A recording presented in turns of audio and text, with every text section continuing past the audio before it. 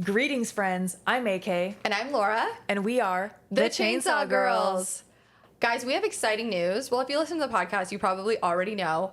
But AK and I are hosting a live watch along of The Lost Boys, October 20th at the Screening Room in Buffalo, New York. I am so excited. Tickets are on sale now, $30.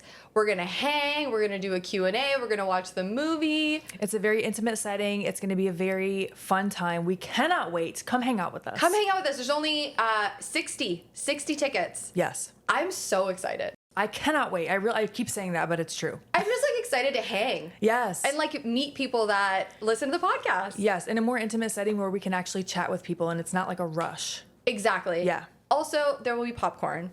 I mean, do you need anything else? Absolutely not. And I love The Lost Boys. One of my favorite movies ever. Very excited. Anyways, on to the episode. Yes, today we are going to be covering 1988's Night of the Demons. So we were actually up in the air on whether we were going to cover the first one or the second one first, but it just feels natural to do number one first. And I hadn't seen either of these. So this was my first time watching. Okay, what did you think? I feel like I'm always like, I loved it, but I really did.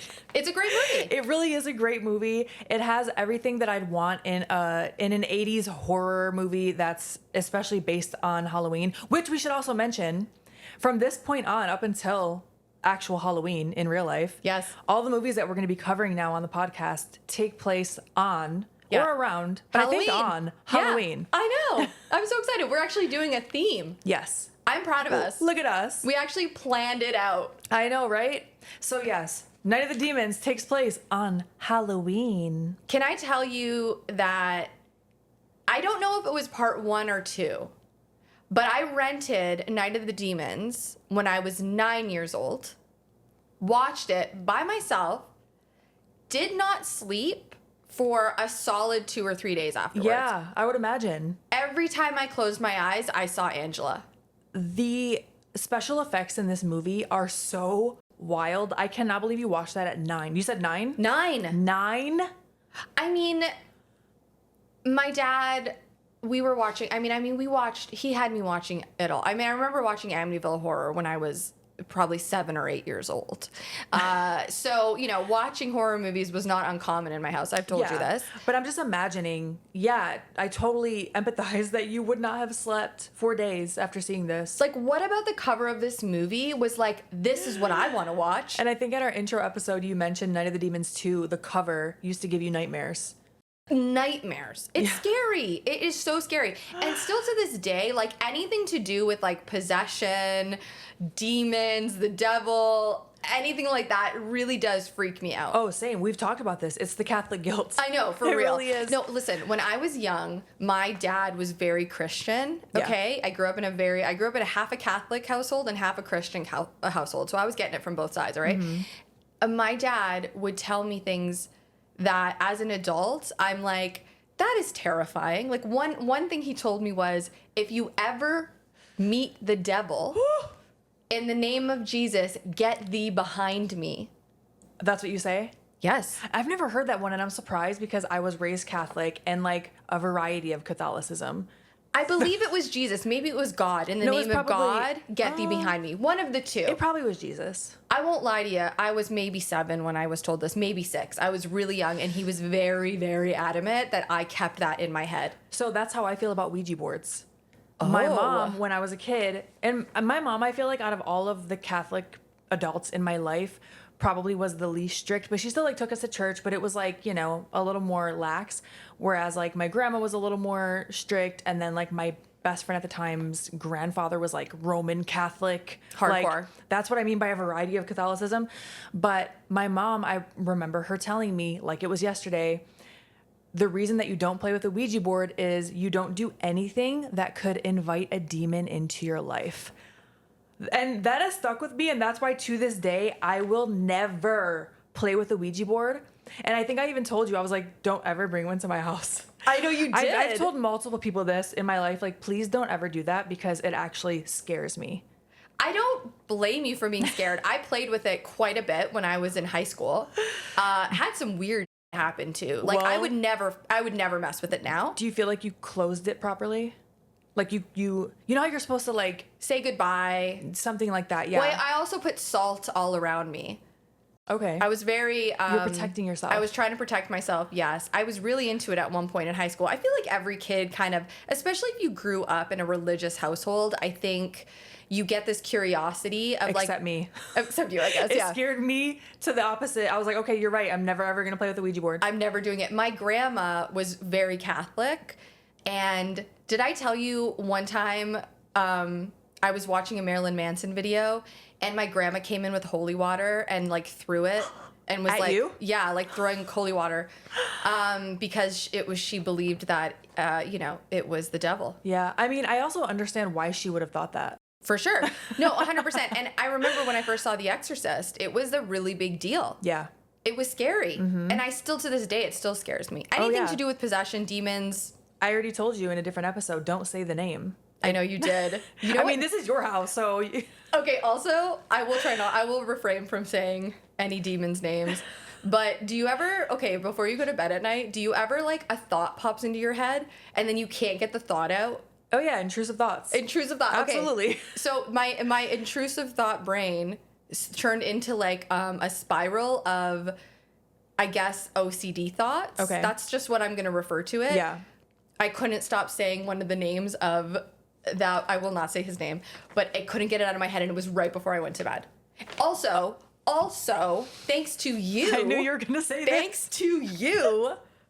Let me tell you guys a little story. I'm sorry. We haven't even gotten into the movie yet, but I feel like this is very important. Yeah.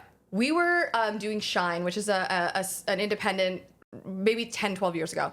We're in Tampa, Florida. We're in this really motel. It was pretty like rinky dinky, but The Brandon Motor Lodge. that's it. Yeah. I forgot the name. This was a big deal because it was like one of the first times I ever like was getting flown. Yes. We were very excited about it. Yeah. But in any event, it's like 2 o'clock in the morning or 3 o'clock in the morning. And Probably 3. AK turns and looks at me and she tells me that it's the witching hour. I'm sorry. Do you know every time, I'm not exaggerating this, every time I get up to use the bathroom in the middle of the night, which is quite often, I can hear your voice telling me that it's the witching hour. I feel so bad that I subjected you to that. I feel like I was traumatized by it, and then I was like, I'm gonna pass this along to someone else. So I'm really sorry. Witching hour. I still think that was 10, 12 years ago, and I believe it. Yeah. I believe it. Oh, I do too. I'll randomly wake up at 3 and I'm like, okay. All right, what are you trying to tell me? Yeah, some people think it's a different hour, like it's more like 2 to 4 or something. But I don't think it's always necessarily a bad thing. No, I don't think so. But I think when it's pitch black at night and you're walking downstairs to the washroom, it's pretty terrifying. Yeah. Yeah. Well, I feel like we're even because now when I'm here, every time I get up to go to the bathroom, I have to walk past a life-size Chucky and Tiffany that are right there behind me. I don't know if you can see it on the video. That is true. But come on, they are pretty cool looking. And I literally look them in the eyes every time just to make sure they're not moving. I will tell you something that is a little bit creepy. I came downstairs. I came downstairs in the morning one morning, right? Made my coffee, blah, blah, blah. I'm sitting there. And I look over to and I'm like, where's Chucky? He was on the ground. Like he fell? Nothing else around him moved. Like there's a lunchbox in front of him and some toys. Nothing moved. It was just him on the ground. No, I'm out. Right? I was like, maybe he's alive. Please do not play a prank on me because I don't think I'll handle it well. Oh my God, you're going to wake up and I'm going to have him sitting right there. Please don't. I won't, I promise. Okay, let's get into the episode. Night of the Demons, 1988. Let's do the IMDb summary. Yes. 10 teenagers party at an abandoned funeral parlor. I was going to interject, but on Halloween night, when an evil force awakens, demonic spirits keep them from leaving and turn their gathering into a living hell. And at the time of this recording, Night of the Demons is streaming on Tubi, Shudder, Peacock, and Prime. God, I love Tubi. Tubi really comes through. It is I mean, Shudder's amazing too. Yeah, I mean, I hate ads, but you know what? With all that Tubi provides, I will take it. Free? Yeah. Count me in. For free? We love it. Okay, the Night of the Demons, the release of Night of the Demons is interesting because, well, first of all, it had a $1.2 million budget. It grossed $3.1 million. So not bad. No. However, the way they released this movie was very strange. They released it in Detroit first. Really? I thought you'd Represent. like that. Yeah. I thought you'd like that. Okay. Wait, just Detroit? So at first, they just released it in Detroit, September 9th, 1988. Okay? Okay. A year later, I guess not a year, maybe 6-7 months later, in June of 1989, it was then released nationwide. Okay. So it was kind of released regionally before it was released everywhere, which is so strange to me. And I was reading a thing saying, had they just released it nationwide, it probably would have grossed a lot more because it really did do well in just Detroit. If it did that well in just one area, and you don't know why they did that? No, I tried to research it, and I mean, we kind of just discussed this last night. I don't know if there was something at that time, like, I don't know. There was obviously some kind of weird strategy for it. Yeah. I'm not sure why, but Interesting. but some summer horror releases that were released around the same time: Nightmare on Elm Street 5, Jason Takes Manhattan, and Little Monsters. And then in June of 1989, when it was released nationwide, Ghostbusters 2 came out. Oh, okay. Like, to be going up against that at the box office is wild. Love that movie, by And the way. to do well. Good for them. Right? We love it. Okay, it was directed by Kevin Tenney. I hope to God I'm saying that right. Tenney. You guys know I'm not the greatest reader or speller. Tenney? It could be Tenny. It could be... Tenney? Yeah, I don't know. Okay, anyway, he directed Witchboard 1 and 2. So, in case you were wondering. It was written by Joe Augustin. He also produced it. And he co-wrote Night of the Demons 2 and the reboot of 2009. Okay. Thought that was pretty cool. And the special effects was done by Steve Johnson. I feel like it's really important to point that out because the special effects are amazing. Yes. I believe he did the special effects on Nightmare on Elm Street 4, The Howling 4, and the miniseries The Stand.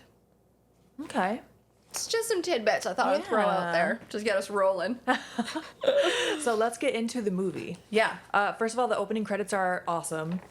So cool. Like, just fun graphics. It's like an old school opening where nothing is happening. It's just a scene that they created Loved it. to just show the credits, which they don't really do anymore. Normally now it feels like they're jumping right into the movie and the credits just appear know. at the bottom, which I understand. People have very short attention spans, especially now. And I can't even say that I don't have a short attention span, but it was cool to see that, like, drawn out opening credit scene. Yeah, it reminded me of like Zombievers, how Zombievers had a really fun opening credit scene. Yeah. I'm with you. I love that. It's so much so that the Blade was in the kitchen, like, making food, and he came into the living room just to watch the opening credits. Yeah. Because he thought they were so cool. They were really cool. Yeah. And then the first scene we meet Stooge right off the bat. God, he sucks. We can just tell you that Stooge sucks just right off the bat. Forewarned, he's a brutal. Yeah, like, you can tell that they wrote him to be just a pig, which is ironic because his Halloween costume, because remember this is Halloween, is a pig. Yes, he's got a pig costume on. We're being greeted by Sir Didymus, the Hi. teeny tiny chihuahua. Yeah, he is. He's with a couple of other people. Mm-hmm. Raj. He's with Raj. He has Max in the car. And right? Helen? And Helen. And Helen. And Franny then, right? And Franny. He's very, very rude right off the hop. Yeah, he's very rude to everyone. Every woman that he refers to at all ever is a bitch, according to him. He's so insecure. His insecurities just bleed through the screen. Meanwhile, in his pig costume, he looks like a Ninja Turtle villain. When you said that, I was almost in tears. What is that character's name? I gotta look it up. I meant to last night and I forgot. Well, it's true. He does look like that. And so they're all in this car together because they are going to be going to a Halloween party. So I think it's important that we do establish the players, right? So Yes. we've got, in this car, we have Roger, Helen, Stooge, and Max and Franny. They're all friends. The pig is Bebop. The villain is Bebop in Ninja Turtles. I feel like that's what we should call Stooge in this whole movie. Bebop looking ass. Bebop. And they're all going to this Halloween party. Then we're introduced to, I could be not completely in the right order, but I just think it's important that we establish all the people. Yeah. Judy, we're introduced to Judy, very sweet, innocent, dressed up as Alice in Wonderland. She's dating a fellow named Jay. Looks like Miami Vice for most of the movie. Yeah, and he also sucks. He sucks. We're also introduced to Judy's brother, who is like a weird little creep. Yes. What does he say about her boobs? So I wrote it down. He jumps out of the closet to like jump scare her, and he goes, "Bodacious boobies, sis," while she's getting changed. Meanwhile, she's in like a sheer bra, like you can see her nipples. I know. It's a really pretty bra, though. I was like, ooh, I like that bra. Yeah. But like this kid is obsessed with boobs because that's not the first time he references his sister's boobs. And I'm like, look, I understand her brother looks like he's maybe like 12, 13, 14, somewhere in there. He's at that age where he's curious, you know. I have 2 younger brothers, and I guarantee you neither of them have ever said anything even close to that. Right. I would barf. I know. It's really strange. I didn't really grow up with boys, so I don't really know what their deal is. It was weird. It was real It was very weird. strange. But so when we're introduced to Stooge and all the characters in the van, Stooge like moons this old man who's walking down the street. Oh yeah, I remember I was really, really upset with how mean they were to him. Yes, and you were like, "Oh, this old man." So he's walking down the street. He gets mooned. He's upset.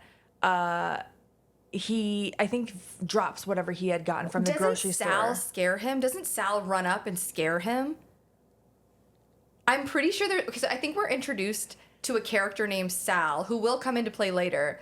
And I'm pretty sure after he gets mooned, Sal runs up in a mask and scares him. Oh, and was it Sal? I think it was Sal. I know that we meet Sal in a second when he goes and talks to the brother, but I couldn't remember that. I just know that he dropped his groceries. He does. He drops everything. That's why I felt so bad for him. And you're like, oh, and then, is it Judy, I think? Judy comes up, yes. Judy comes up. Maybe it wasn't Sal. I could be making that up, guys. Maybe I am. But anywho, keep going. Either way, the old man drops his groceries. Judy comes up and she's like, oh my gosh, let me help you. And he's such an asshole to her. He's so mean. The old man is like, get out of here, you whore, or something like that. And you're like, whoa. He does definitely call her a whore. Yeah, like, okay. He also said something, I want to say he said to Stu, I'm still in the Scream episode. He said to Stooge, he was like, you son of a bitch. And he did this with his arm, and it was so funny to me. But yes, as he calls Judy a whore, a little whore actually, then he starts mumbling to himself as he's picking up these groceries, alluding to putting razor blades in the apples for trick-or-treaters. Is that wild? He's like, they'll get what they deserve. And he's like holding an apple in one hand and razor blades in the other. Like, I'm sorry, what? So you feel bad for this old man at first, but then you find out that he's a real piece of He sure is. And, I always wonder, how are you getting those razor blades in that apple without nobody noticing? And what is the goal here? Because I would imagine realistically, you're just going to cut their mouth, right? I guess. Yeah. But also, in the 1980s, were people handing out apples still? Probably. Oh. I would imagine. I was pretty young in the 80s. I think my first time trick-or-treating, I was like maybe 5. I don't remember, but I will tell you this. Did you wear like plastic bag costumes too? Like, do you remember those like plastic masks? And then you would have like a plastic cover of your, and it would be, I like Ninja Turtles, so I was a Ninja Turtle a lot, but it'd be like a plastic bag that had like the Ninja Turtles on it. Do you it know was what I'm just talking like about? drawn on it. I think I do know what you're talking about. Yeah. Many years in a row, I wore that type of costume. I also don't remember getting apples or anything like that from trick-or-treating, but I do remember getting pennies. Did you get pennies? No. I would be pissed. A penny? We would get random pennies in our bag at the end of the night. I'm like, who was handing out pennies? You know what I did love though? When you would get bags of chips. Oh yeah, chips were legit. That was a big deal. Yeah. I think bags of chips are like, had you ever received full candy bars? Oh yeah. Not often, but yes.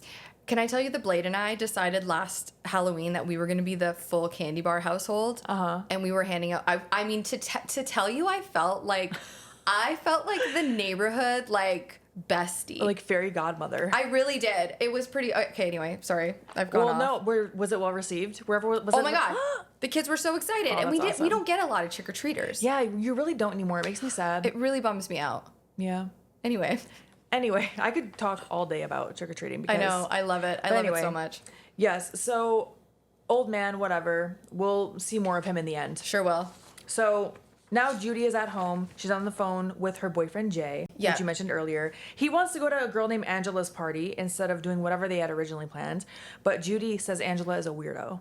So, we're established right off the bat, I don't know about this Angela girl, okay? This is where the brother jumps out, jump scare, gross comment about her boobs. Then the brother goes downstairs and answers the door. He is scared. He gets scared by handsome hunk Sal. That's how he introduces himself. I love how both of us, like, kind of at the same time turned to look at each other and we were like, Man, he looks kind of like a greaser. You looked at me and you were like, he looks like a greaser. And I'm like, I literally just wrote down, he looks fresh out of the movie Grease. He really does. He's kind of got like black, sort of slick hair. Is he wearing a Canadian tuxedo? He's wearing like a blue jean kind of thing. I don't remember that part, but I know he talks like this. He really does. I'm Sal. I'm handsome hunk Sal. And he's very rude to the brother. And he tells him to go get his sister because he brought his pet snake for her to play with. Like, ew. I would have punched him in the... I will say the brother does kind of tell him off. Yeah. The brother doesn't like him. No, because he wants his sister for himself. Ew, okay. You're probably right. That's creepy. So then Sal offers her brother, this is my final offer, for her brother to tell Sal what party they're going to go to later. Yeah. Because the brother's like, I'm not telling you. And then he's like, here's my final offer. He gives him $1. The kid is pretty jazzed about the dollar, though, He's isn't so he? excited about the dollar. And I'm like, oh, yeah, it's the 80s. Yeah, I guess it would be considered like $5. Yeah. Right? At least. Maybe. I was going to say like a 20. Imagine you hand a kid a $5 bill today. They're like... They would look at you like, what am I gonna... I can't even get a Starbucks with this. Right, for real. So I used to like, I used to get excited to go to the dollar store. Are you kidding me? oh my gosh. So now I think that maybe that would be the equivalent today of like getting a 20. Oh, yeah. Yeah, maybe you're right. Yeah. And also the dollar store is not even a dollar anymore. Dollar Tree? No, it's like $1.25 or something. Yeah, what the hell? Anyway. Okay, and then we're introduced to two gal pals. Okay. Yes. I love their relationship and their friendship. Yes, they're in like basically a 7-Eleven. Yes. Or and, equivalent. Yes. And Suzanne is in like a little pink costume and she's bent over and her little panties are showing. And the kids at the front, or the cashiers, are all just like mesmerized by this. And then you see Angela, who's looks very goth. She's like kind in of like a witch, sort of. She's got black lipstick. I think she looks fantastic. Like a black gown. Loved veil. it. So like a bride almost. She looks hot. Yeah. Like, I would totally vibe with Angela, right? So Angela is stealing. She's got a sack and she is ransacking. She's grabbing so much shit. She's throwing it all in this thing. And then you kind of piece together that Suzanne is distracting the cashiers. Yes. They run out of the store. They're like giggling and they've stolen stuff. They definitely stand outside that store a little too long. Yeah. I was like, guys, you got to move it along. You just stole robbed them. Yeah. You need to get out of here. And also the actress that plays Suzanne was also in Return of the Living Dead and a whole bunch of other movies. I think the Slime Bowl-orama she was in, Silent Night, Deadly Night. She's got tons of credits, but she is definitely one of those like horror icons for sure. Scream Queens. Call her Scream Queen for sure. Oh yeah, absolutely. Love their relationship though. Yeah. So fun. Yeah. Yeah. And I love that they have such different aesthetics, but they're little besties. Yeah, I thought that was really cute. So it's Angela's party. Angela is throwing a party at a place called Hull House. Yeah. Hull, not hell. Hull, yes. And Hull House is said to have been built on bad ground, or like, you know, there's kind of like some mythology around it. One story is that this family was, someone in the family went, quote unquote crazy. yeah, I hate to use that word, But that's what they say. And murdered the whole family, then offed themselves. Yes. So that's one story. The other story is that this ground has been, quote unquote, bad energy, bad spirits back, I guess, like indigenous people had said that they don't want to even camp on the ground because it's so terrible. Yeah, so all the kids are giving each other the lore basically as they're heading to this house. Exactly. And another thing to point out is that the house is built on a running stream, and at some point in the film it is mentioned that demons cannot cross over running water. Yeah, so it's like foreshadowing. Yes, and there's a big brick wall built around this fortress of a house. Yeah. Really cool looking house, by the way. It really does look awesome. It's creepy. I want to know. I assume it was a set, but I don't actually It was know. a real house. Really? It was a real house, and it was actually super, super creepy inside. They didn't have to dress it too much. I'm sure they did, but not as much, because it was already like dilapidated and gross. And I watched an interview with the actress that plays Franny. She said she was so creeped out in that house. She said one time she was getting her makeup done, she turned her head and noticed that there was a tiny cross on a string that had been almost like painted over, attached to the wall. I don't know. Yeah, that's creepy. Kind of cool. But I'm just thinking about all the scenes that in the movie now, and I'm like, wait. So I'm just imagining all the like dust and dirt and cobwebs were all real. I'm like, ugh. It's creepy. And I think and I also read somewhere that they actually found the house after the script was written, and they sort of changed it a little bit so that the scenes would actually match in the house. Oh, that's cool. Which, rather than using the script to block. Yeah. I don't know. I thought that was kind of neat. Yeah, that's kind of cool. Yeah. So all the kids are at the house now. Yeah. And the party is ensuing. And it's established right off the bat, Judy and Angela clearly do not like each other. Yes. Which we already kind of knew based on what Judy said. Angela's a weirdo in the beginning. But now it's clear that they know each other and they don't really like each other. Right. And Judy doesn't really want to be there. Like, Judy's freaked out. She didn't want to go in the first place. Jay was insisting. Jay is also a pig, but we'll get to that in a minute. Yeah. So... Oh, I do have to say, out of everybody here, right away, I love Raj. Oh, yeah. By far my favorite character. Yeah. Raj is absolutely a favorite. We were all rooting for him. And Angela, obviously. We love Angela. But Raj just... He knew... First of all, he wasn't an asshole. The rest of them are kind of... I mean, Franny's not bad. But they're kind of all a little... They're just not very likable. They're not. And Franny and Max, we don't really hear from them too much. No. They are a couple, we find out. But Raj is so relatable. So we'll get to that in a second. I think that's it. So relatable. Very relatable, yeah. So Suzanne is creeping on everyone's boyfriend. This is actually where I realize, oh, Max and Franny are together, because she's just kind of like bent over in front of the fireplace, and Max is crouched down, like eye level with her ass, and she's just like bent over, like dancing, I guess. I don't know if you would call that she's dancing. having a good time, but she's clearly like flirting with these guys. Yes, and Max is just like, ooh, yeah, you know, like very obvious about it. And then Franny walks up to him and is like, hey, babe, and I'm like, oh, that was right in front of her his girlfriend.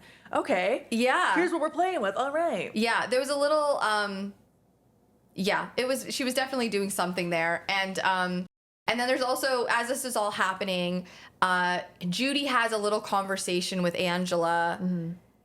And like you said, it's obvious that like Judy doesn't like Angela. I don't think Angela really cares much for Judy, but Angela's kind of talking a lot about like spirits, that it's Halloween, that the demons can roam the earth because it's Halloween.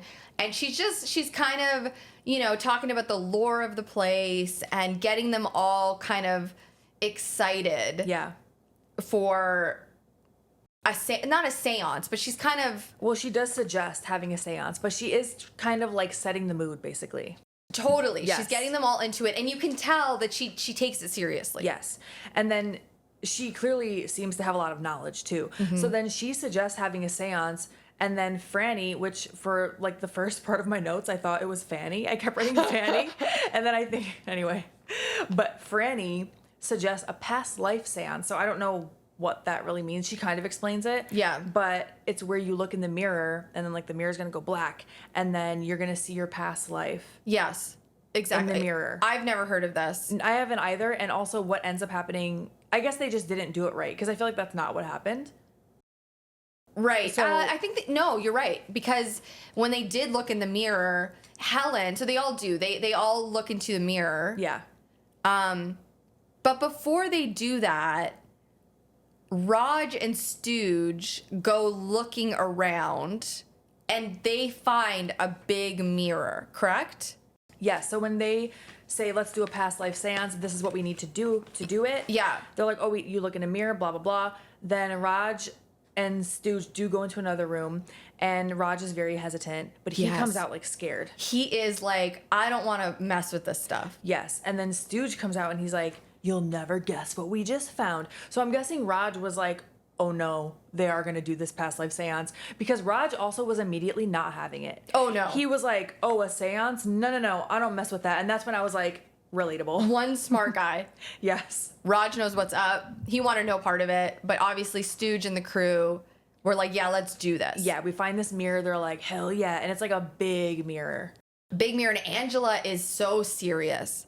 Someone asked it's just a mirror. What harm can it do? I'm like, do not ask hypotheticals like that, please. Don't ever say what's the worst that can happen or anything along those lines. Because the worst will happen. It'll happen. And the worst did happen. They're all looking into this mirror together. Yes. And Angela's sort of conducting this, and they're like, everybody concentrate. And we see It goes black. it goes black. Yeah. And then Something happens that distracts them. I think someone said something smart ass. Probably Right. Stooge, probably Sal, I don't know. yes, But they all look away. right. And then we see something in the mirror. Uh-huh. What did we say it was? Weren't we We both said saying different things.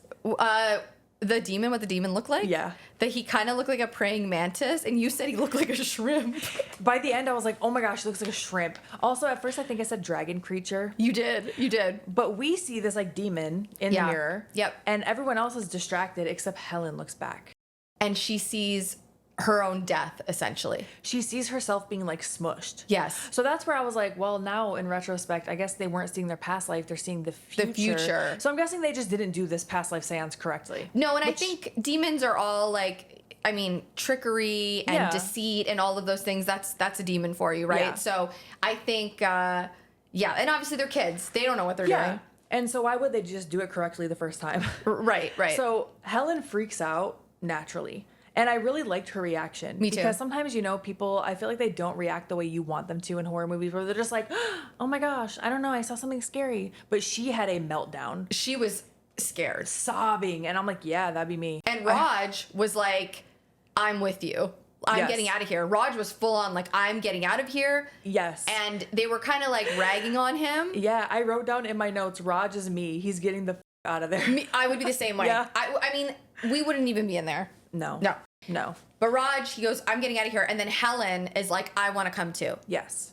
So. And then we see basically like an Evil Dead POV shot of what ends up being like the demon, really, traveling through the halls. It's really cool. So it's just like going through the hallways. It gets into the room where all the kids are talking. It's kind of like going kid to kid. Yeah, you're seeing it from their point of view. It's really neat. Yeah. It's really neat. And yeah. then eventually it lands on Suzanne, who is doing her lipstick, so her mouth is open. Oh, and also Suzanne is very into her own appearance. Yes, she always has her compact mirror open. And And she keeps asking Angela if she looks okay. Yeah, She's and- constantly putting on lipstick. yes. Angela even said after they robbed the store, she was like, I've never seen anyone look at themselves as much as you, or something along those lines. Poor Suzanne. So she's doing her makeup. I'm wondering if it's because her mouth was open like that he was like, oh, I'm going in there. Yeah, it jumps right in. Yeah, because that's kind of what it alludes to. But Yeah. she's now possessed. She's possessed. Now, Raj and Helen, Suzanne says, you can take Angela's car. And she throws keys at Raj. And Angela's like, dude, why are you doing that? Yeah. Like, no, they can't take my car.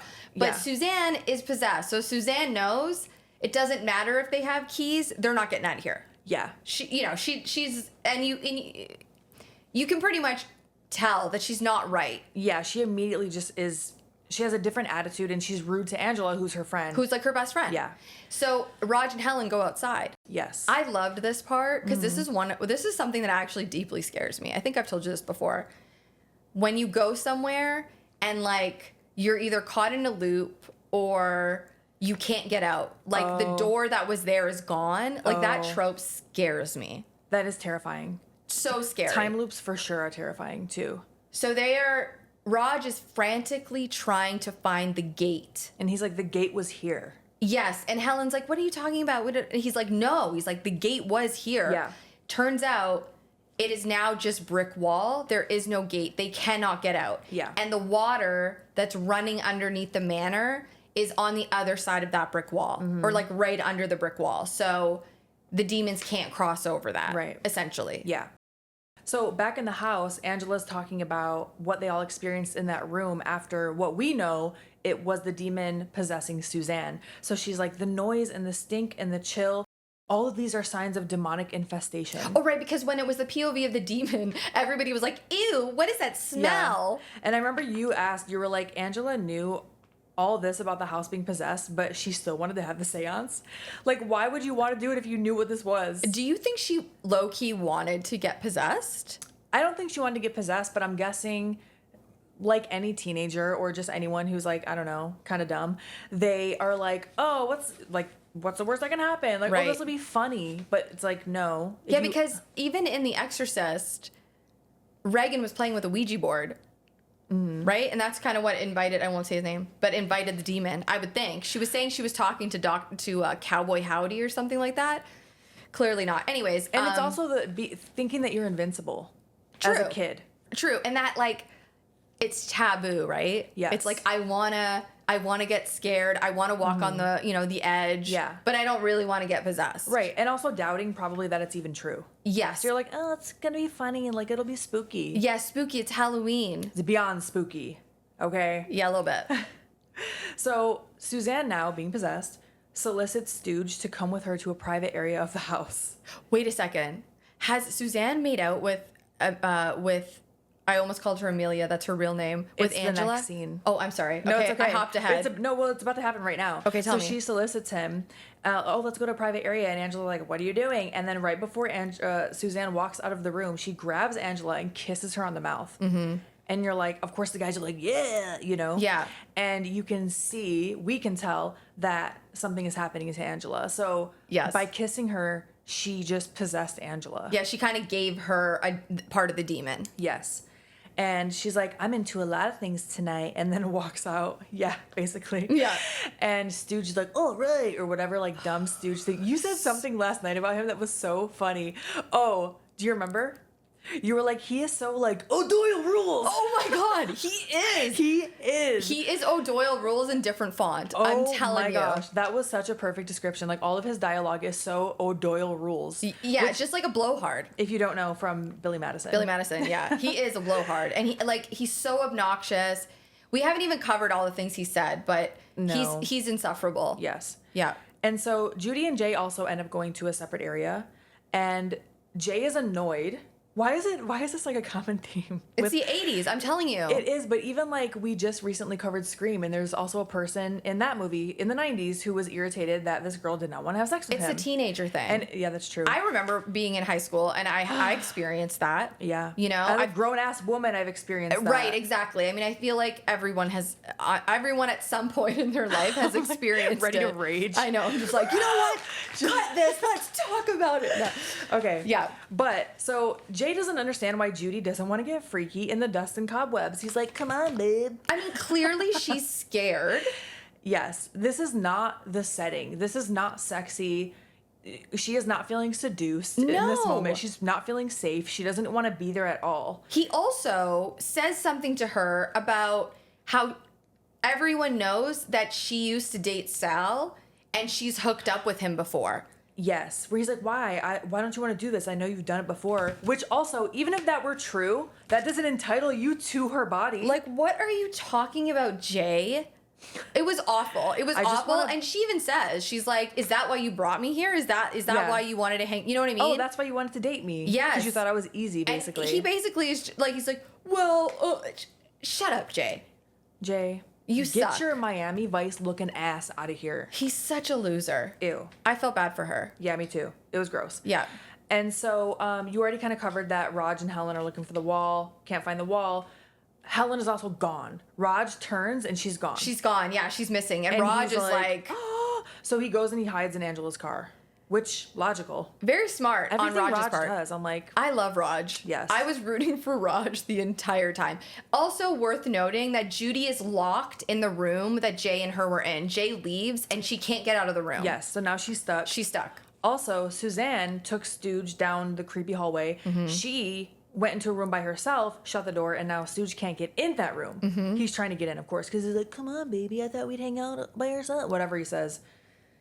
And Suzanne's face starts changing. Yes. We see her looking at herself in the mirror, and I love how it happens, because at first it looks like there's maybe someone like holding her face underneath her hair so you can't see their hands. I don't know if this is how they did it, but it just looks like her face starts getting stretched like this. It's really neat. And I feel like someone was pulling her from behind, maybe. I don't know. Yeah, it's really cool. Yeah. And creepy. And then it cuts to her face. It looks like it has a lot of like liquid latex on it, maybe. So there's just like a slow change. And one thing I really loved about the special effects in this movie is every time we see the girls, well, especially Angela, every time we see Angela in this movie from this point on, her makeup has progressed. Like the special effects is just like she's transforming more and more and more into this demon, and she looks amazing. Yes. I wish there was a toy. I wish I could get an Angela toy. I'm surprised there's not. I Especially know. because the movie did well. I know. You know what? NECA, you guys, please. Or maybe like an obscure, I don't know, find one on Etsy or something. Someone Yeah, a homemade. DIY. Yeah. I'm into it. We love Angela. She's great. The makeup looked phenomenal. And on Suzanne too. Suzanne kind of goes back and forth. Like she's normal, then she's not, then she's normal, then she's not. I got the impression that Suzanne is having a good time. Oh, she was having a great time. Yeah, she's enjoying this for sure. So, one of the next scenes that we see is Angela's a phenomenal, I already said phenomenal, but it really is, dance. Angela's dance in front of the fireplace. With Sal. Sal's watching. And also, worth mentioning that Sal, I can't believe I'm even saying this, is not the worst out of all of them. He ends up kind of being redeemable. He does. And he right away is like, yo, there's something wrong with this Angela chick. Yeah, I think maybe he was into it at first. He's "Ooh, like, what's happening here? she's And then dancing." he's like, He can tell something is off. what a dance though. We need to talk about the dance. Well, the actress that plays Angela, I believe her name is Amelia Kincaid, Yes.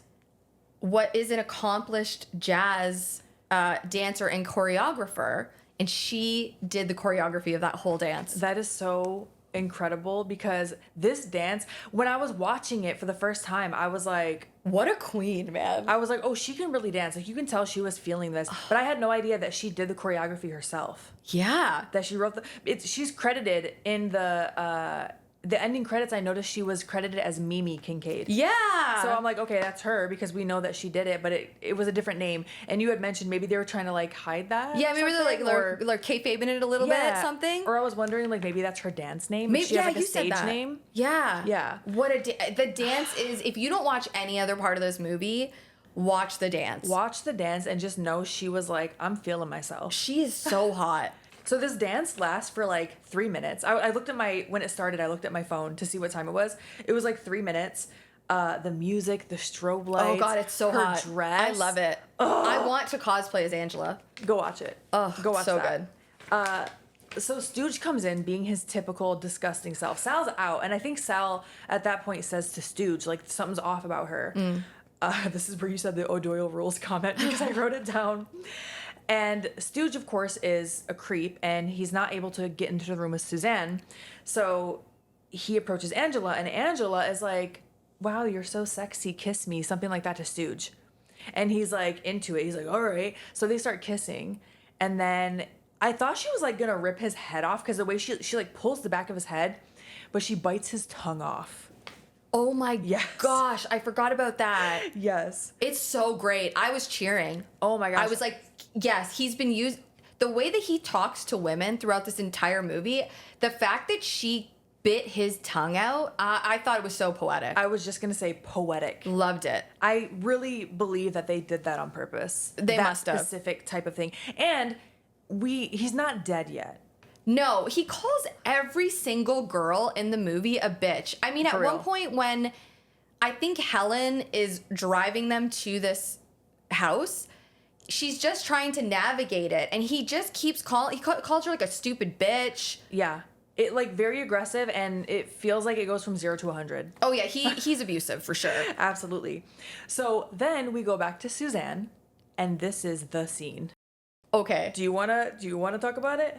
I first want to say that the Blade came in because he wanted to watch the movie with us, and he sat down, and I turned to him and I was like, "Do you remember the lipstick spot?" And Yeah. he goes, "I don't think so." I'm like, "I think you'll remember. I think it'll come back to you." How can you forget? So Suzanne is really into this pink lipstick, which, by the way, great color on her. It was a good color. I love Yeah. that color. And she is kind of drawn a Yeah. heart on her face, and she's like rubbing the lipstick, and then she starts kind of sensually like rubbing the lipstick down her body. She's unbuttoning her shirt, and her boobies are out, and she's tracing them with this hot pink lipstick. And it feels very sensual at first. Yes, it's very sexy. And then all of a sudden, Oh God, it's so hard to even say it because it makes me cringe. I'm trying it not to makes me grab. It makes me want to cover my boobies. Yeah. She pushes the tip of the lipstick right into her nipple. Oh. Like directly in all the way, pushes the entire tube of lipstick all the way through her boob, all the way through her nipple, and then it's gone. There were goosebumps all over my arms. It makes me, even thinking about it, makes me physically cringe. The prosthetic, the special effects here, the practical effects were so incredible. It doesn't cut away once. No. She pushes it through and then it's just gone. I mean, when I watched it for the first time by myself, I grabbed my boobs and like audibly was like making gasp. noises. Yes. Because it made me so uncomfortable. I'm shocked that I've never seen an effect like that since. That no one ever copied that. I mean, it's so, how could you? It's so, it would just be such a blatant steal. But certain things become the norm. So like Totally. Once, I don't know, the first time you ever see someone get a needle in their eye or like something under their fingernails, like something that just makes you cringe. Yeah. But then like you see it all the time because then everyone's like, oh, I want to do that. It like loses its. Yeah, but I've never seen that. No, me neither. I wonder, I never saw the reboot. I haven't either, but I'm curious. I really want to watch it now. I wonder if they do something like that in the reboot. I feel like you have to. I hope they did. I mean, it is such a great effect, but oh my gosh, my boobies hurt just looking at it. One thing I love about this in general with Suzanne is this demon that's possessing her gives me the vibe of like, when you ask someone, like you ask a man, hypothetically, if you woke up tomorrow in a woman's body for 24 hours, what would you do with it? Like this demon is having a ball, putting makeup all over the face, like, ooh, makeup, boobies, I'm naked. I'm gonna like, at one point she's full bush out. Oh my gosh, yeah. I remember I went, whoa. This demon is like, oh, I finally am in a woman's body. Let's party. I'm going to have a good time. You know what I bet guys will really like? Shoving lipstick into a woman's nipples. Like, what? Crazy. What a scene. And she's incredible. She is. She's committed. She is bomb, man. And what a gal. To that point, we then see Jay stumble upon Suzanne. Jay finds her in this room, and she has lipstick all over her face, but her tits are out, so he doesn't seem to mind. Right. He was trying to get it on with Judy, who wasn't having it. So he's like, oh, this naked woman, maybe she wants it. By the way, there's clearly something going on here. She has lipstick all over her face. All over her face, and she's asking him, like, if she looks okay. Yeah. She gets on top of him. Yeah. And she is very sensual. Yes. And she's hot. Yeah. And she wants him. Okay, and this guy is just a little creep, and he has no critical thinking skills. And she climbs on top of him, and she's kind of like grinding on him a little bit. And I believe they are having intercourse. I think so. And she starts asking him if like she looks okay. Yeah, like, why are you looking at me? Or yeah, and he's like, your makeup's fine. First of all, why are you lying? No, obviously he doesn't even care what she looks like. Yeah. He just wants to stick his dick in something. Exactly. Like that's it. It's like, yeah, baby, you're fine. It's fine. Meanwhile, just shut up. The woman's clearly having a mental breakdown, and he's just like, just hop on. It's all right. I'll cure it. Ew. He's so gross. I hate Jay. Disgusting. And Suzanne / the demon does too. So this is where we see her full transformation, which looked so good. She's like, incredible. Stop looking at me. She rolls her head back. And when she comes forward, she's full demon. And she's like, stop looking at me. It's so good. And he's like, oh, like now he's like, okay, there's something wrong with your makeup. Now he's like, maybe I should pull out. Maybe there is something wrong with your makeup. No, he still wasn't going to pull out. I know, you're 100% right. He's like, no, it's okay. I'm a little scared, but I'm going to finish. It's okay. But he can't finish because she takes her thumbs and she gouges his eyes out. Beautiful. What a great effect, by the way. Yeah. It creeped me. It was creepy. It looked really good. It really did. It really did. And he deserved it, man. Yeah. For sure. I loved it. It was great. This is where Sal stumbles upon Angela at the fireplace. Oh, yeah. She's chilling by the fire. She's chilling by the fire. And, I do want to talk about the scene for just a quick second. So, in the scene, she's sticking her hands, literally her hands, into the fire. And she turns to look at Sal and says, I was just warming my hands by the fire, and her hands are on fire. And they're like melted. They're melting. So, to create that scene, the actress, I'll put it in the show notes. I watched a little interview with her. She talks about how they put this gel on her hands and lit them on fire. and she was told you have 6 seconds before your hands completely like burn, like essentially like her hands are gonna they're just gonna burn the fuck out of her hands. Reach your skin. Yes, she had 6 seconds. So there was a big like a bowl of ice water in front of her. She said she turned around and all she was thinking the entire time was 6, 5, I was just gonna 4, say. and she sticks her hands right in. And if you watch it, the cutaway it cuts away pretty quickly. Yeah.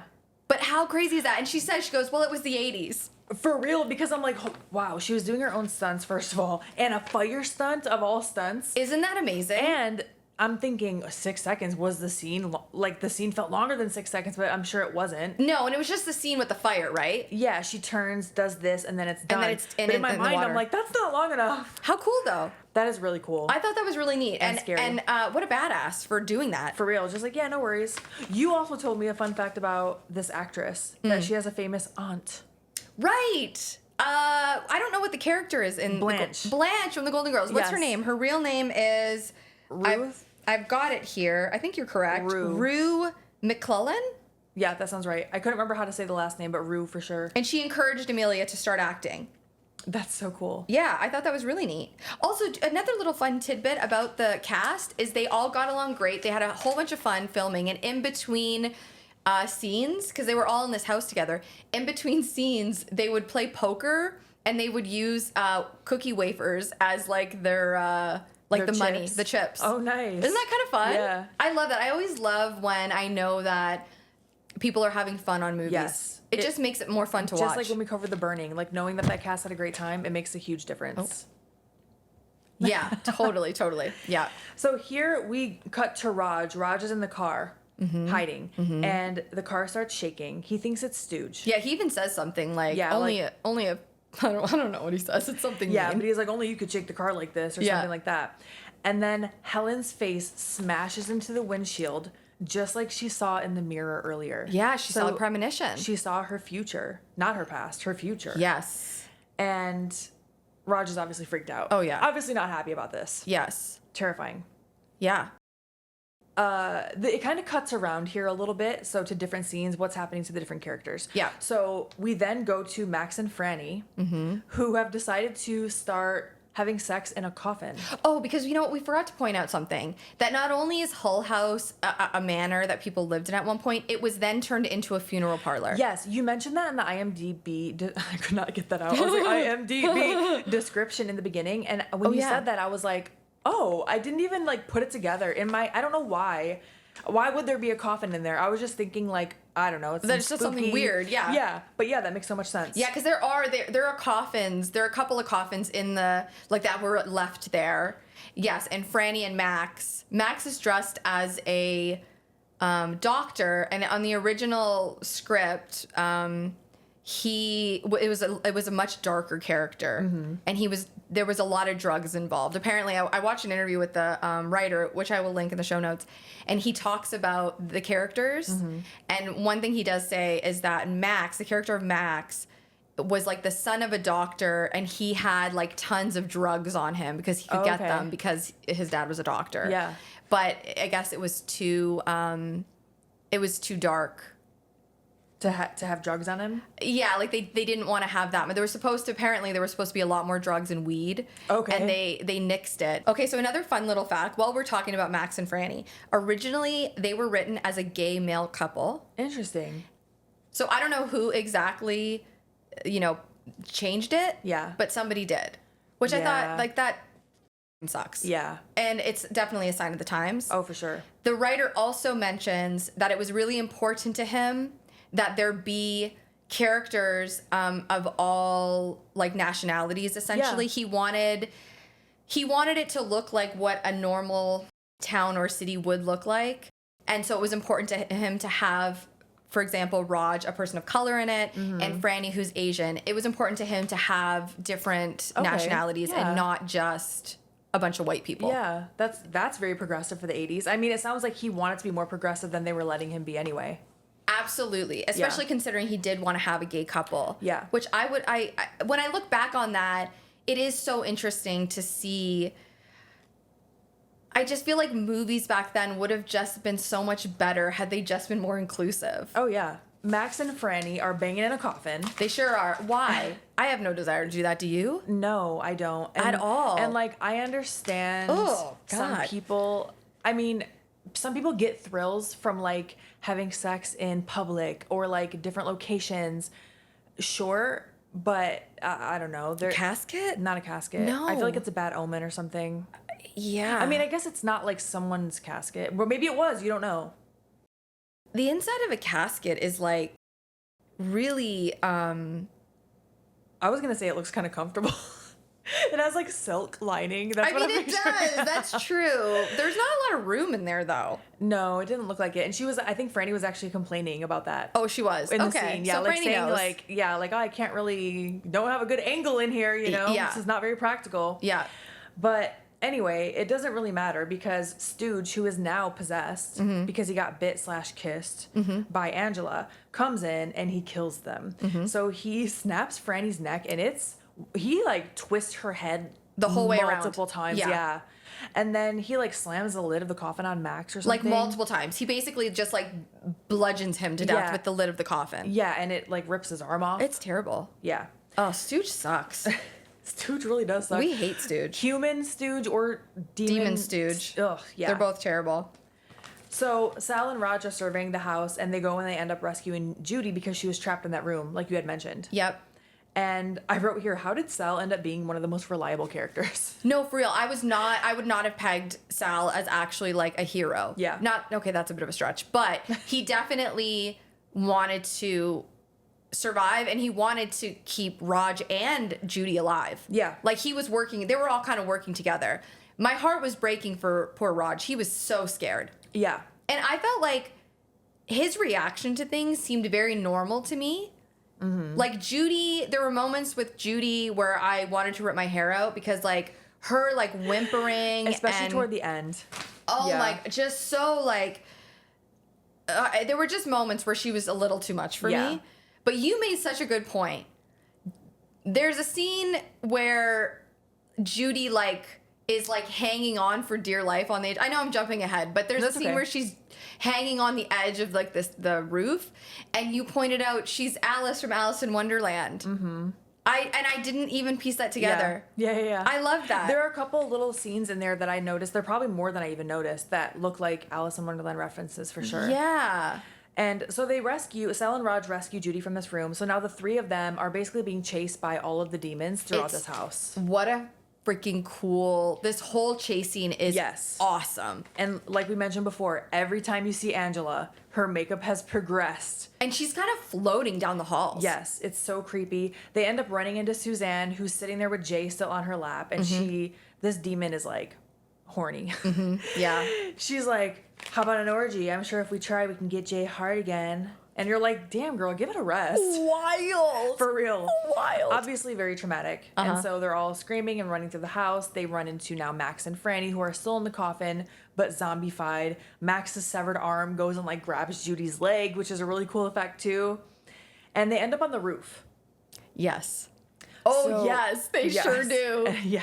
So Angela grabs Judy and Sal's like, I love this part. Sal's like, I'll save you. And he runs and like yeets her off the edge of this roof. That's where you were talking about she's hanging on by the edge. Yes. He just like tosses her off the side. Yes. But then he gets yeeted out the Yes. window. Like he gets yeeted. Oh yeah, that did happen. But oh yeah, that you're right. So I think that happened before this because remember we talked about, so Angela and Sal then get into a little tussle. Yes. I think he got like tossed through the window seconds earlier. He does, and he realizes that there's no way out. He ends up in an air shaft. Yeah. Which Yeah. is crazy. Yes. Because now he's realizing like there's nowhere to go. Right. And so this is where he goes up. He like knocks Judy off the side. Yeah. Tussles with Angela. And they like do basically like a Spanish fly off the edge of the roof. Okay, at first I'm going, are they about to do a moonsault? And you look at me and you're like, did they just do a Spanish fly off the roof? Which, if you don't know what that wrestling move is, look it up or just watch the movie. That's basically what they did. They did. They totally did. Off the roof onto the ground. And Sal gets impaled. Oh, I actually felt bad for Sal. Yeah, he really he redeemed himself because I felt empathy for him. Like I was I like, oh did. damn, I actually didn't want you to die now because you were becoming a better person or something. I don't know. agreed. Yeah, for sure. So he gets impaled. Sal dies, unfortunately. yes. And Judy, this is where I think you're like, all right. Because she's hanging off the side of the roof. And she's I think Roger jumps off the roof because Roger wants to get out of there. Yeah, he's already down there. He's on the ground. Yes, and he's like, you gotta jump down. You gotta jump. Yeah, he's trying to he's like, come on, like, because Angela's knocked out, and he's like, come on, like, she's gonna get back up, like, you gotta, and I mean, she's hanging onto that roof, which let me say, I would say is maybe 10 feet. Her feet to the ground is maybe 10 feet. Yeah, I would say. I'm sure ladder matches, we've been on higher. Yeah. You know what I mean? Yeah. Anyway, she's hanging on and she's just like, I just can't. Like, it's so annoying. Yeah. I'm like, girl. It lasts forever. But then when she finally lets go, it is that Alice in Wonderland, like, falling in slow motion. And then Raj catches her. And when you pointed out she's Alice in Wonderland, I'm like, okay. Now I understand why that was so drawn out. Yeah. And then I appreciated it more. Yeah. But what is happening? Still. Yeah. Like, Judy girl, listen, I know it's a scary situation, but... Yeah. They get through this door, and once again, Raj, just being the relatable character he is. First, they start laughing a little bit. Like, they shut a door, and they're, like, laughing. And I'm like, don't do that. Do not laugh. That trauma response. You have not escaped yet. Yeah. But then Raj just starts sobbing. Yeah. And I'm like, relatable. Once again, relatable, Raj. So relatable. I mean... there are full on been times in my life like that where I'm like laughing and then it turns into like a deep sob. But yeah, you're having like a break, basically. Really? Yeah. I really did love Raj this whole movie. And so they find a door, which looks like a kind of small door, which I thought was another maybe Alice in Wonderland reference. It totally was. And also, it's worth mentioning that Judy steps it up here. Judy really encourages Raj to, like, hang on. And also, Raj's father is a preacher. So he's like, let's pray. Like, Raj, you know, is obviously religious. And he's so scared. And I really think it's because he knows, like, this is like for real. Yeah, it's for real. Yeah. And so they find this door. Judy eventually gets it open. Yep. And she's looking through it and she finds a skull. Yes. And she realizes this is a crematorium. Yes. It's basically an oven. It sure is. Yeah. And so Raj is having a breakdown. Oh, he's like, there's no way out. This is where, you know what? They have a good friendship because when Judy was freaking out, Raj was the strong one. And then now Raj is having a meltdown. And Judy steps it up here like you mentioned. Yes. They're like, they have grown as friends during this traumatic experience. Yes. And I loved it. I really did. And Judy kind of reiterates here what Angela had told them earlier about this is a special night of evil because it's Halloween. So the demons don't have to go back to hell until dawn, is what they think. Yes, because I want to say Angela had said that earlier, right? I don't know if she said that verbatim, but she definitely was giving all that lore similar to like, oh, it's Halloween, special night of evil type of thing. Yes. I don't remember the dawn thing being stated specifically, but it might have been. I don't remember. There was definitely some kind of conversation there, but you could be right. Maybe Judy just pieced something together. But she might have said it. She said a lot. And as this is happening, because they're kind of saying, well, let's just wait it out. They're like, we'll just wait it out. Yeah, it's almost dawn. It's almost dawn. Let's wait it out.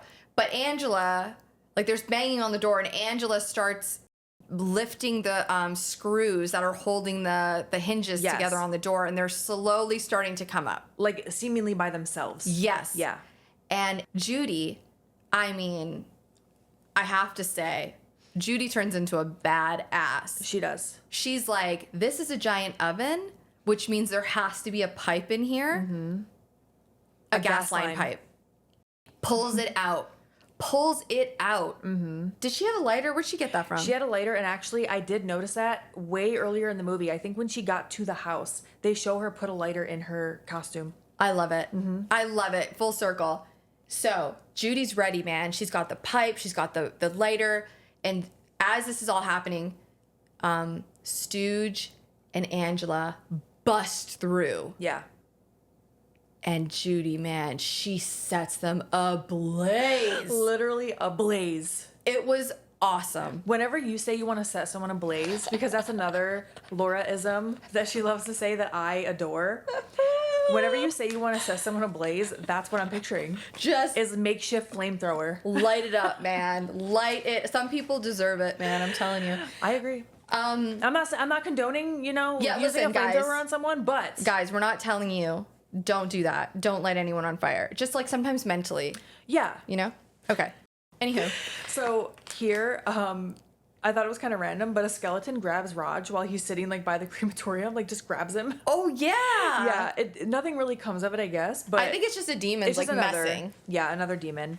And so they all run to the front door, and they're met by each of their friends that are now demons surrounding them. It's great. Raj is like, "Fuck this, I'm out," and jumps out the window. He's like, you know what? I've seen enough. Yes. Out the window. He's had enough. He's been over it since he's gotten there. Yep. He's out the window. Yeah. They really liked throwing people out windows. They really did. They were Yeah. like, we have a lot of glass to shatter. We might as well. We have it. We might as well. Let's use it. So then they start climbing up the wall. And Judy and Roger climbing up the wall, and they're using barbed wire. Right. Because that's what's hanging. Right. So I remember this scene too. You looked at me when Judy was climbing, and you're like, because she is just like, I can't do it. And it does get annoying. And you want a protagonist that you can get behind, right? That you feel like Yes. is really trying or has the capability. But if it feels like they're like, oh, I can't do it, it gets annoying. No, I'm with you 100%. And I felt like, okay, we were coming close to the end, and I started worrying that something was going to happen to Raj. Oh, yeah. Like, Like- we were rooting for him hard. I mean, I was rooting for him more than Judy. Like, honestly, if Judy died, I'd be fine with it. I just was all about Team Raj. And I was getting so nervous. You're like, if he dies because I'm like, of her. if she is responsible, Yeah. So she's hanging, and you know what, Raj, he's a badass man, because there's like barbed wire, and he climbs that barbed wire. He's like, and then she goes to do it, and of course she's like, oh my god. Which I will say, that has to be so incredibly painful. I get that, but you're demons. There are demons chasing you, girl. Yeah. Yeah. Suck it up. Yeah, Let it you rip have your hands. Have you ever seen, there's a movie on Netflix, Gerald's Game. You ever see that? Yes. She skins her hand. Oh, yeah. I mean, yeah, that's horrible. It's that whole hypothetical. I don't even want to get into it because No. that terrifies me. But if it's life or death, man, you're climbing that. No, for real. So the demons are like, Angela's there, Stooge is there. They're all like, like zombifies, like trying to like grab her down. And at this point, Raj is already on the other side of the wall. He's made it, and she's just about to get ripped down. Yes. And do you remember also when the demons first burst out of that house, the way Stooge looks?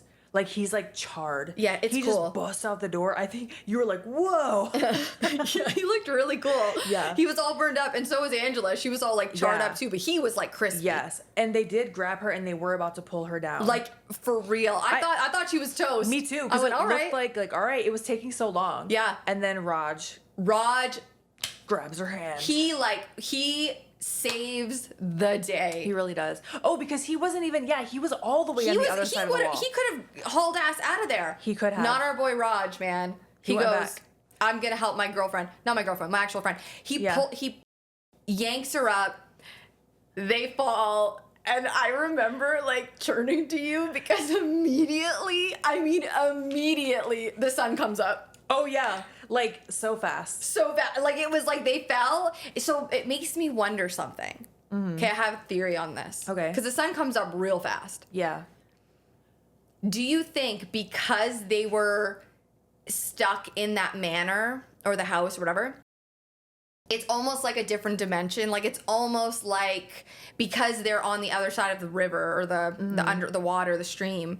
Do you think it was like the sun was never going to come up? Like, it could have been Like, already. they would have never seen dawn if they were on the other side of the wall. That's what I'm saying, maybe. It's very possible. I'm wondering because it's like, it's evil ground, right? Obviously, weird things were happening that weren't normal. I was kind of looking at it as it's possible the sun didn't really rise that fast. They were just kind of like showing the sun was coming up, and then they sped it up. I don't know. Yeah, maybe you're right. No, but you're probably they do right. show it come up so fast. It's really quick.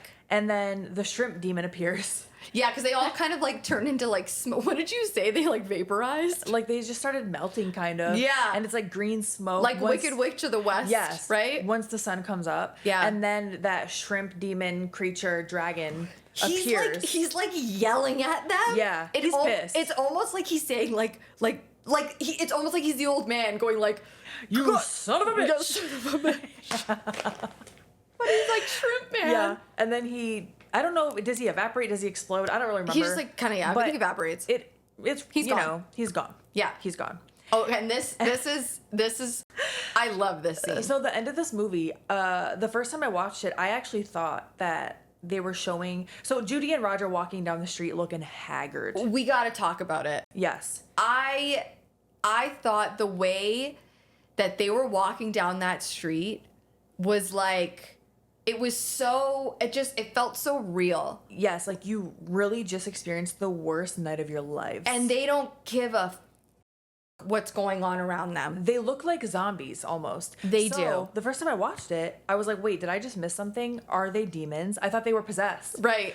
But I was like, wait, they're demons, not zombies. Because I really thought they were walking like... We talked about this in another episode, that thing of like, okay, you've seen the bad thing happen to them, but what happens immediately after that? Remember we talked about in The Burning? Yeah, that long walk home is what they showed. And it was done so well. Yeah. I really loved that. And as they're walking down the street, they pass the old man from the beginning of the movie. It all ties together. And the old man, of course, he's like, going to get the paper or whatever he's doing. Oh, and he's like, so cranky. He's pissed off. He's looking at them like they're these drunk teens stayed out all night. Stupid kids. Drinking and doing drugs. And then he goes inside. He's so miserable. He's so rude to his wife. His wife is so sweet. She's so sweet. She says she stayed up all night baking for him. Yes. She's like, I made your favorite or whatever. He sits down. She gives him a pie. He takes a bite of it and he's like, it's all right. Oh yeah. She's like, how is it? And he's like, eh. Okay, if I made someone food and they said, I would pull it away. I'd be like, oh, you don't like it? All right then. Well, I'm glad she didn't eat it. I also feel like I might low key cry if I made you dinner. I don't care how long I've been married. If my husband talked to me that way, I'm done. We're done. Jesse would never. Jesse would never. Never. I mean, he's the nicest man on earth. For real. He made me eggs this morning. Oh my God, he made me eggs. He's so I remember sweet. He came in and was like, did you want some turkey sausage? He was like, no, he came in. He's like, hey, AK, do you like avocado? Yeah, it was so And he brought me some avocado. When he brought you the food, he brought hot sauce, salt, and pepper. He's the sweetest. He's the best. For real. Jesse would never talk to you like that ever. Never. In fact, he'd probably, if I've given him vegan food that I know there's no way he probably didn't like, and he would never say it's bad. Yeah. He's like, oh, it's pretty good, boo. It's fine. Yeah. I like it, boo. But Anyway. this old man, the most miserable. And so he's like not impressed, whatever. And she's like, I stayed up all night it was a homemade pie. And he's like, homemade? Like, when did you make this? And that's when she's like, oh, I stayed up all night. You had so many extra apples for the trick-or-treaters last night, and we didn't get many trick-or-treaters. And then immediately, of course, it takes that for it to hit him, right? Yes! And he's like, ooh, this effect is wild. They show the blue veins just start like filling in his neck. Yeah. And then the razor blades rip through his neck. And he's, of course, dies a gruesome death. And just like kerplunks his head. Yes, smashes his head onto the table. And his wife comes up and kisses him on the head. No sells it. Has a little cup of tea or coffee or something. And whatever she says, like, Happy Halloween, honey, or something like that. Yeah, she does. I think she does. And she has a little smirk. So I remember asking you, I was like, because she was ignoring how rude he was, I was almost like, is she just so oblivious? Or do you think she did this on purpose? A million times she did it on purpose. I think this man has been abusive and shitty to her for so long, has neglected her, has treated her like absolute trash. And she finally said, you know what? I don't need this. Yeah. Am I going to get arrested? I'm like 70. You know what I mean? Like, you're going to arrest this sweet little lady? I've lived my life. Do you know how many skeletons this man probably has in his closet? Do you know how many receipts she probably has on him? Oh my gosh. He was almost the worst character. I still think Stooge was the worst. Oh, Stooge is by far the worst. But he was only in the movie in the very beginning and the very end, and he was like top 2. And I would say he's worse than the demons because he's a real person. You know what I mean? Like we've all dealt with assholes like that. Yeah, demons are demons. What do you expect? Yeah, but like they're demons. That's what they do. A human being, Like you're supposed to have some empathy. A little bit of compassion. Yeah. You know? I love how we're showing empathy for the demons. We're like, what do we expect? They know nothing else. I mean, they're just from hell. Holy. No, but for real. Yeah. He sucked. I love that ending though. I love that it tied together. Mm-hmm. I think this is one of those movies that if you've never seen it, you'll be so pleasantly surprised. Yes. It's so fun. It's so well done. The prosthetics are so well done. Or Yeah. the special effects. I'm actually looking up right now what the ending credit song is named. It was such a good song. It was a banger. Yes. I was like, what is this song? Yeah, look it up. I believe it is called The Beast Inside. It's a great song. I should link it on the show notes so people can listen to it. In case it's not called The Beast Inside, we will link it, whatever it is called. But that's what I'm finding right now. Okay, I will tell you a couple more tidbits while we're searching that. Yes. The movie was originally titled Halloween Party. Think that's kind of cool. Yeah. And what name did you say in the beginning that you thought was maybe Tenny or Tanae? the director? Oh, okay. So The Night of the Demons, the ending credit song, The Beast Inside by Dennis Michael Tenney or Tanae. I wonder if that's his brother or someone same related last to him. name. Yeah, maybe they're related. But yeah, that's the ending credit song. Go listen to it on YouTube. It's a banger. Yeah, it's a great song. I really enjoyed it. Okay, I have a little tiny tidbit that I think was kind of fun. Mm-hmm. So the special effects makeup artist, I think the head of it was Steve Johnson on this film. And his roommate, his name was Nick Benson. Nick was in a pop punk band or something like that. And he wanted to learn some cool effects for his performance on stage, I imagine, for his band. And so Steve Johnson was like, well, why don't you come with me? I'm working on this movie called Night of the Demons. Come with me and help me work on it. And he essentially learned how to do special effects on the job with his roommate. And I believe he went on to do special effects. That's so cool. But isn't that so neat? Yeah, I love that. I don't know. I thought that was kind of a cool story. That's really cool. And just knowing that they had a good time on the set, they had fun. Yeah. Yeah, it's a gem of a movie. But I absolutely understand why it scared me so much as a kid. Yes. It's terrifying. After seeing it, I was like, holy shit, you saw this at 9? Angela's scary. It's scary as an adult. So I Agreed. can't even imagine. I cannot wait to watch the second one, and I cannot wait to watch the reboot. Yeah, we definitely should watch the reboot. I don't know if we'll cover it, but we should definitely watch it. It'll be absolutely. fun. Okay, guys, don't forget to get your tickets for the screening of The Lost Boys. October 20th, come hang out with us. I'm so excited. Also, you can follow us on all of our social media. It's at Chainsaw Girls Pod, TikTok, YouTube, Instagram. the whole shebang. Also, chainsawgirlspod@gmail.com is our email address if you want to send us suggestions or just to say hey. We love that. And also, please, if you have not yet, give us a 5-star rating wherever you listen to your podcast. It really does help our podcast grow. And we have full episodes on YouTube. So if you wanted to actually watch along while listening, you can do that too. You can see all of Laura's amazing figures and all of our little props that we put in the middle when we're talking about a certain episode. We do have props, and toys are the best, guys. And our different t-shirts we wear. Yeah, we always try to like today we did I did pentagrams. I felt like that was very fitting. Yeah, I think this whole loop I'm doing like wrestling t-shirts. Ooh. Because I always have to do a little nod, to I our love it. roots. Because wrestling always kind of plays in somehow. Like this episode, there was a Spanish fly. There was. So- Spanish fly off the roof. It always comes back to wrestling. Okay, bye.